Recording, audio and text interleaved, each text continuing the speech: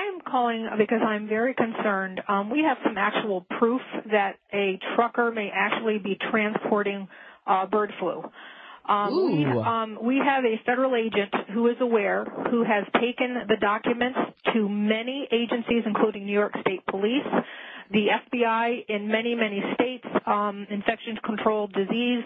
And what this trucker reported was that he works for Department of Homeland Security. He's a Spanish man who is trucking an independent truck. He goes down to the corner of Broadway and Clinton in Albany, New York at the Department of Homeland Security facility every single evening for loads.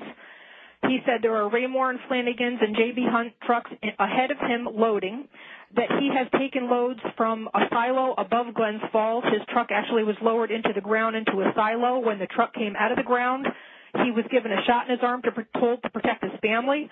He transported iced, refrigerated loads to the Pentagon, Baltimore, Maryland, Tucson, Arizona.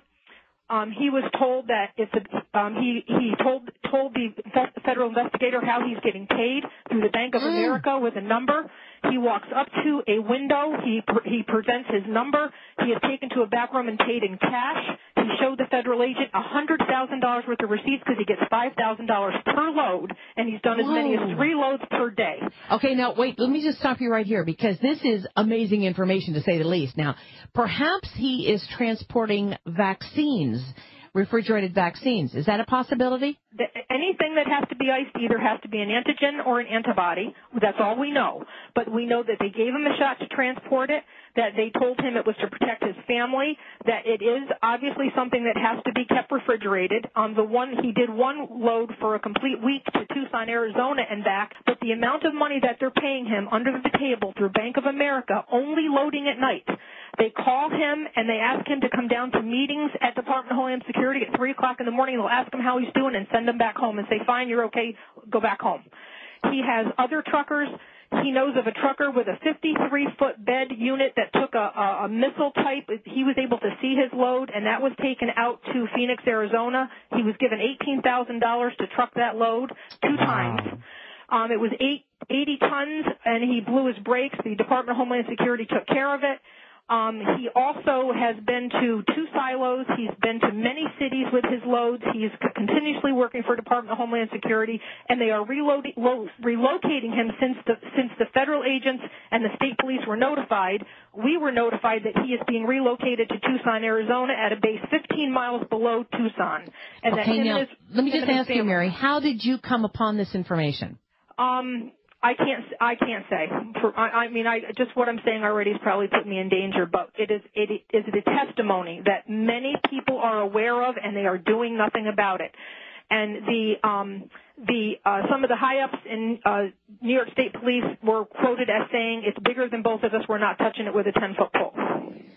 Oh, my goodness. Wow. And we were told that there were retired New York State troopers that are getting paid 2 and 3 times their salary, that are the tail cars. They're actually in vans in back of these Raymore and Flanagan trucks in these transports, and they are within a mile behind them. So if you ever go down the New York State Thruway and look at these double Raymore and Flanagan trucks that are going west towards Syracuse, which is a CIA front, what they are doing is they have those tail cars in the back, and from what I understand, those are retired state troopers that are escorting those loads. Okay, stay right there because we've got a 4-minute break coming at us. She's given us a lot of facts supporting this. Mary, what do you think all of this means? He actually gave testimony to the names of the people that are running the show. There's a retired 3-star African-American general that's in Albany that's there late at night when he does his pickups. There's another guy named Fatah who is Muslim. There are many white suits. All the truckers, not just him, he named 5 of them, are being paid through Bank of America with their independent numbers. He has a uniform that he wears, which is a light blue shirt with buttons down the front, short sleeve. It says Eastern Connection with a red and orange sewn insignia on the shirt. He has to wear black pants and white sneakers, or they do not allow him to the facilities. He is not allowed to stop the truck once they start it to urinate. They have to either go in urinals or pee in the truck. They are at the end of their transport. They are given a white bag by Department of Homeland Security that they have to put all their belongings in. They are not allowed to chew gum in the cabs of the trucks on the transports. They are escorted when he's been to the Pentagon. There have been people with 45s around their waist in plain clothes that have met the trucks, and also on the slips that he gets paid. His slips say 30 Carner Road, Albany, New York, to 11 Wards Lane, Menands, New York. And he stated that he has been to neither of those locations, but every single one of his trucking slips for which he gets paid says those addresses. Okay, say that again. 30 Carner Road, Albany, New York. How do you spell that? Karner.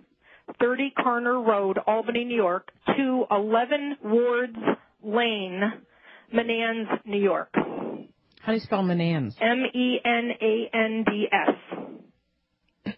And he's also been transported by Menands police to the city limits when he leaves the facility with a load, and they turn around at the city limit and return as he progresses on with his transport. Okay, now my question is, why did he begin talking about this, or who did he decide to tell this to? Obviously, he knows that he's not supposed to be telling anybody this information. The impression that I got from the agent that I spoke to, because many people got this, I guess they have sent this to a lot of agencies, is he spoke to someone that he knows personally, and he didn't think he was doing anything wrong. He just thought he had a good gig. I think he just thinks he has a good gig with the government. When he was giving the testimony, it was an innocent testimony, and they did not bring up FEMA trains, bird flu, and any of that because they didn't want to tip him off that, that he might be doing something wrong because these people have their claws in him hour by the hour, all day long. Okay.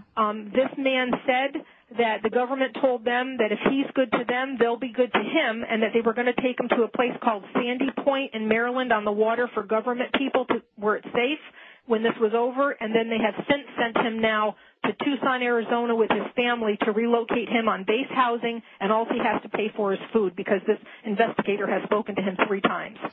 What I'd like for you to do is call me at the Power Hour, 877-817-9829. If you have any additional information on this or anything that we can do about this, give me a call and stay abreast with me because this sounds pretty discouraging, if you ask me. It's not just that.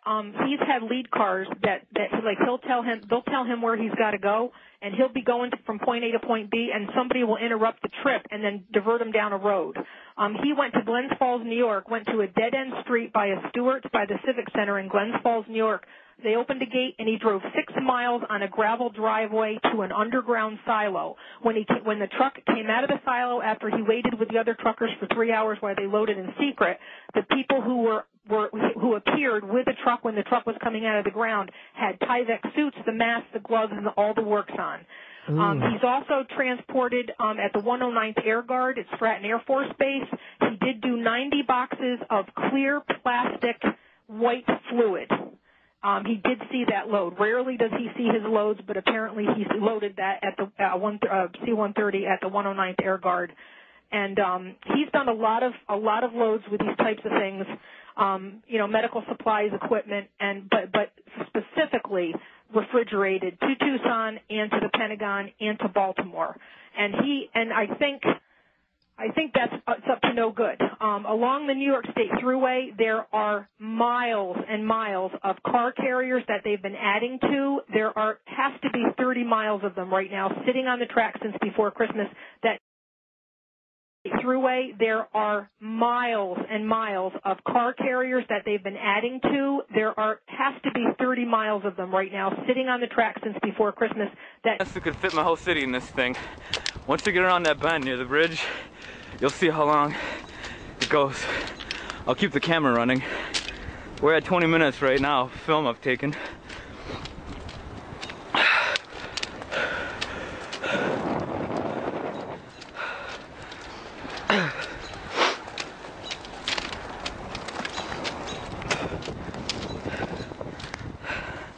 Alright, I'll try to start jogging.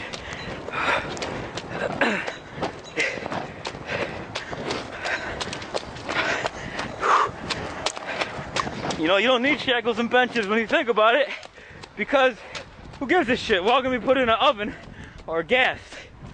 Why does it matter?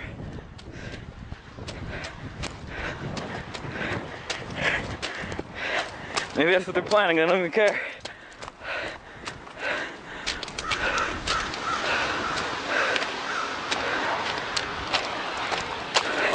Take a look. Get out here. Look at that. Still going all the way down. It's wide open. Doesn't end. It goes all around the bend here. But take a good look. All right. No, one's gonna get lucky today. Well, I'm inside one of these damn things. As you can see, train is massive.